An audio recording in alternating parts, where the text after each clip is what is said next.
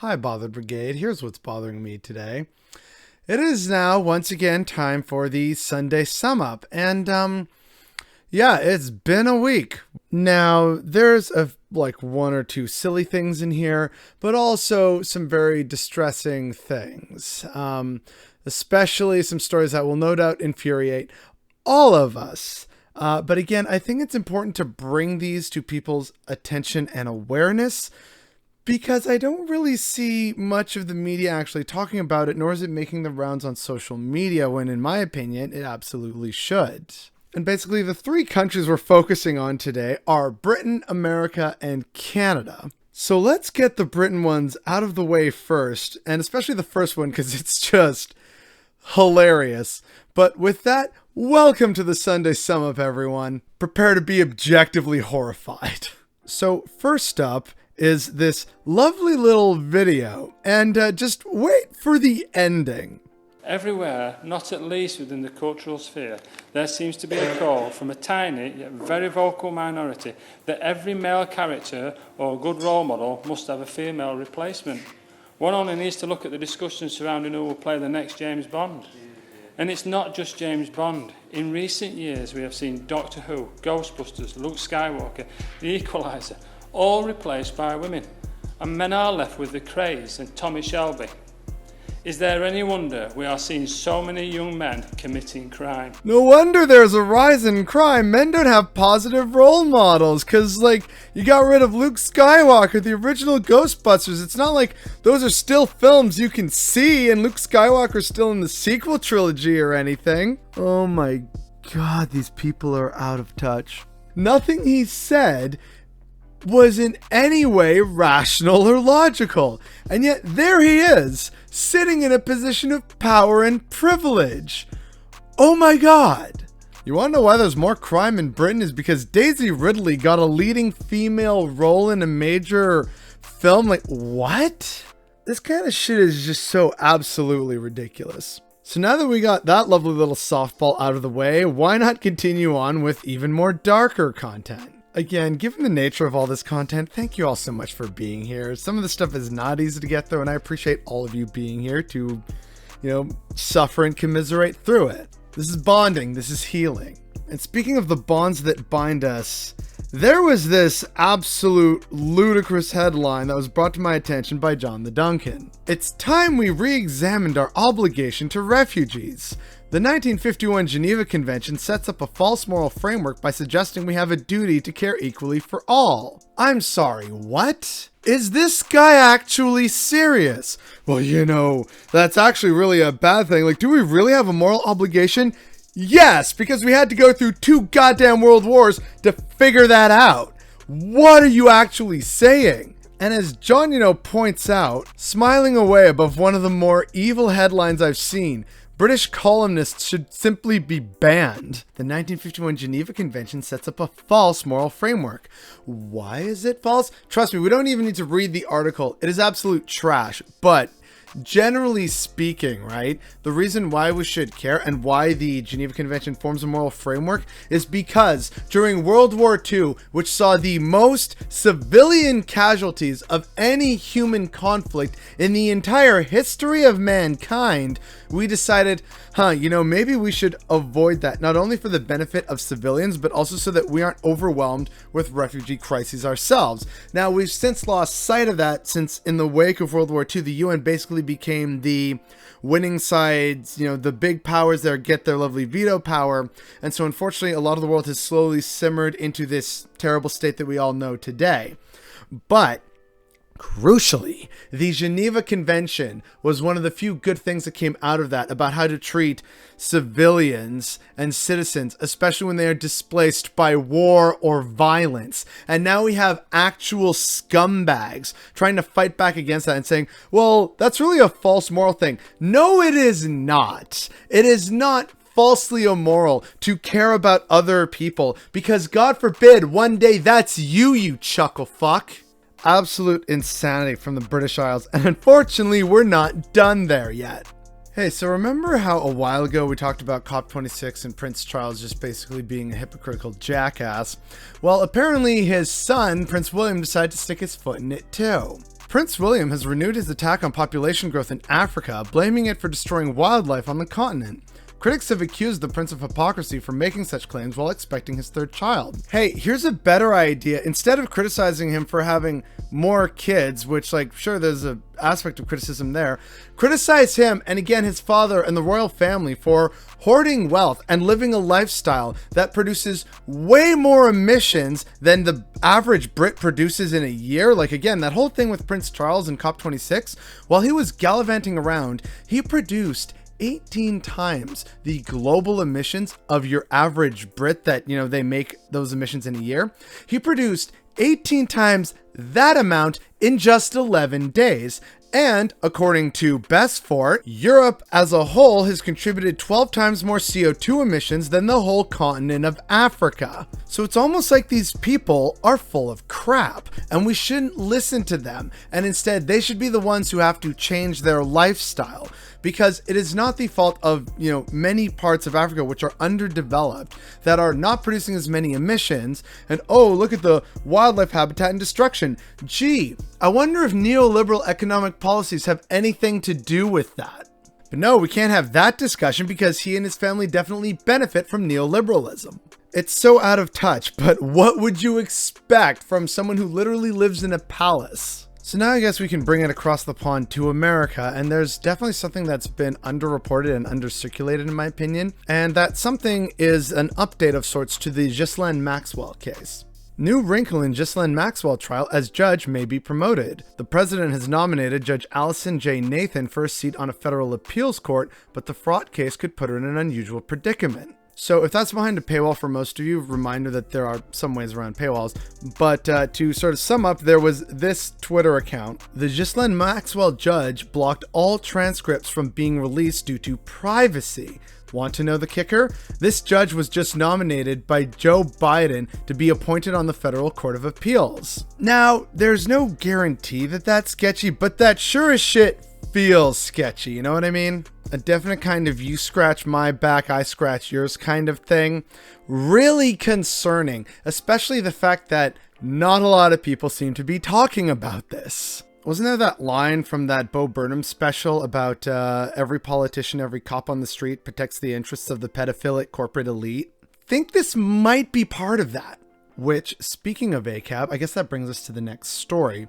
This is one of those ones which is actually quite distressing to watch. Content warning, police violence, and lots of screaming as things begin to happen. So what you're about to see are police spraying and tasing students at Little Elm High School in Texas after a walkout for a girl who was sexually assaulted and put on suspension.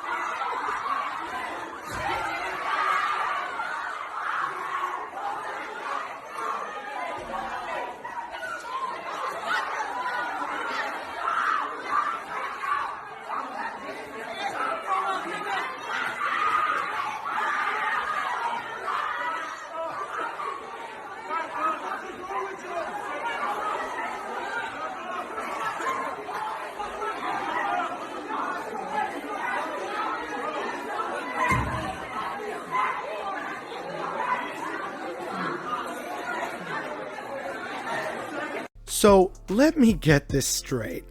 A girl was sexually assaulted. A teenage girl was sexually assaulted, and she was the one put on suspension, not her assaulter. Yeah, no wonder the students walked out, but then it especially brings to mind the whole, okay, so then the cops are there and they are tasing people, and they are pepper spraying students as they walk out for a very good fucking reason, because the school is too stupid to actually recognize who the victim is in the situation. What the actual hell is wrong with America? It's like the people in power are just really convinced that if they do this, it's totally not going to radicalize young people. Meanwhile, teenagers here literally getting a taste of not only police brutality, because again, in the background, again, over the screams, the terrified screams of children walking out for a good reason, you can hear coughing and sputtering because of all the pepper spray in the air from the cops who are tasing and pepper spraying children, all because those children had the audacity to stand up for a good cause and what they believe in and actually protest the school's horrendous actions against a teenage victim of sexual assault. What the fuck? Someone please remind me again why there's, no good cops. What happened to the good cops? Why is it all bad apples? Oh, come on. Aren't there good cops out there? Well, this brings us to our next story. This is what happens to good cops. Sergeant Javier Esqueda shared footage of fellow cops assaulting a black man in medical distress, choking him, and shoving a baton in his mouth hours before his death. Now, Esqueda faces up to 20 years in prison. Make it make sense. I can't make it make sense. That's impossible in the senseless country that is America.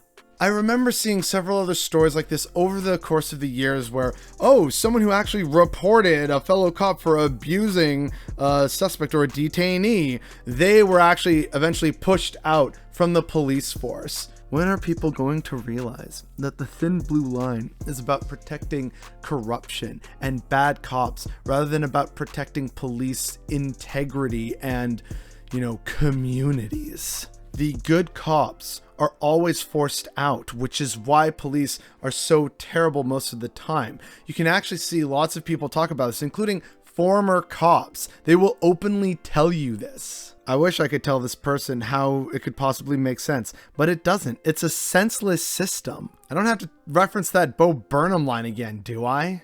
And then the last story from America before we move up here to Canada for a bit has to deal with Facebook, Meta, because they had to change the name because, the Facebook whistleblower, and we gotta change things so that people realize, no, it's totally not us and just exploiting things for profit. No, that's not us at all. We're actually a good company, right? Well, no, because you see that whistleblower was right, and we have more evidence of it from just this week. Monday, December 13th, 2021 at 6:30 p.m. Book burning event, Riverstone Drive, Fredericksburg, Virginia. What to expect? Start having your children check out library books from their schools now. Ones you do not want in our schools. At the school board meeting, we will have a fire pit in the parking lot and we'll burn every last one of them you bring. Yes, at the end of the year, we will have to pay for them, but this year no one will be able to check them out. Feel free to bring marshmallows and a stick. That's right, folks. That's not Photoshop. That is a very much public event that you can find on Facebook, Meta, which, as this person really points out, so Meta, aka Facebook, is allowing book burning events to be planned and organized on its platform. This is fascism, and Facebook is enabling it. This event is scheduled for Virginia and is telling people to check out books from the school library they want to burn. Dear Facebook, you are literally enabling fascism. You know how that whistleblower on 60 Minutes pointed out how, they know that this is causing harm, but it's just so profitable. It's getting clicks and ad revenue and all this stuff. So, that we just got to keep having that, right? Actual sensibility and actual goddamn rise of fascism be damned. We're making money, right? That's all that matters under a capitalist system, right? Actual fascists in America are openly hosting and planning book burnings, encouraging people to take out books that they don't like from libraries to burn them. Because, freedom of speech and freedom of thought and all that good stuff that they clearly believe in as American patriots, right? Fascism is here, and Meta is fully enabling it. Oh, but don't worry, especially those who maybe, if they're seeing this or have heard some of this news and are thinking, oh, thank goodness we don't have anything like that up here in Canada. We have our share of crazies up here too. Most notably recently, the absolute insanity that is the QAnon's Queen of Canada calling for her followers to kill people vaccinating children. Yeah, so apparently Romana Didulo is some lady who is claiming to be the actual secret queen of the Kingdom of Canada. And so, like, only listen to me, not the false pretender state of Canada. And she has like 70,000 followers, and they are actually, thinking that this woman is the actual secret queen of Canada. All the more reason that Canada should become a republic, right? But yeah, this absolute unhinged woman told her 70,000 followers that duck hunting season is open, and by ducks she means healthcare workers, politicians, and journalists. In a post on Sunday to her over 70,000 followers on Telegram, Didulo issued an order to the soldiers of her Kingdom of Canada's military. She demanded the mass arrests of those they consider opposition and wanted her soldiers to take control of newspapers and seize the border. Shoot to kill anyone who tries to inject children under the age of 19 years old with coronavirus 19 vaccine/bioweapons or any other vaccine, she wrote. This order is effective immediately. Now, a follow-up post on Tuesday changed, shoot to kill to arrest, because I guess she realized, wait a second, I might be able to be charged for that for inciting violence. However, she didn't change the second half of the post, which is thus. Please use airports, hospitals, schools, stadiums, and other public venues to hold and detain all traitors, the post said. They will stay there until military tribunal is held for each one of them until the day they are executed via firing squad or hanging. So yeah, we have our fair share of absolutely batshit insane fascist psychopaths here. This is absolutely buck wild that this woman is allowed to say and promote these things and isn't being challenged or arrested or pushed off these apps like Telegram, etc. I know Telegram has lax rules, but seriously, she is inciting violence. She is calling for fascistic actions against Canadians. What? Which I guess brings us to the final absolute ridiculous balls to the wall crazy story that, maybe it's touching on QAnon and anti-vaxxers.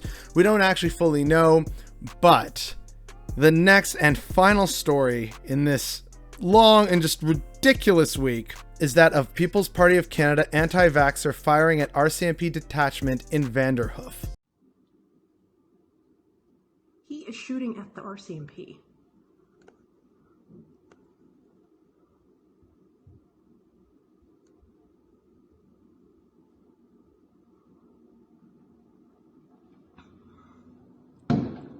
Oh my goodness.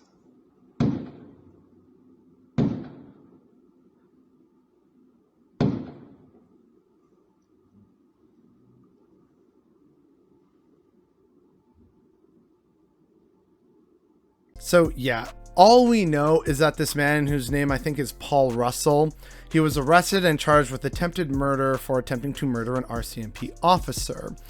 And for those who are unaware, the RCMP are kind of like the FBI sort of, but also a gendarmerie. It's kind of weird. There's a whole history there. I'll probably do a deep dive at some point. But generally speaking, all we know is that he fired at an RCMP office. He has been arrested and charged, and we'll see what he admits to and what his background and leanings are. We can't actually verify if he is a People's Party of Canada supporter or an anti-vaxxer, so let's just be very clear about that.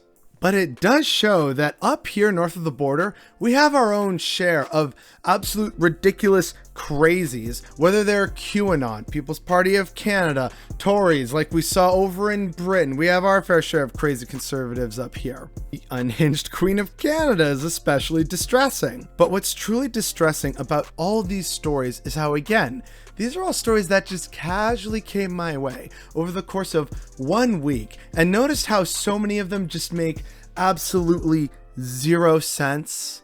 Like, oh no, it's actually, there's so much crime because male role models are being replaced.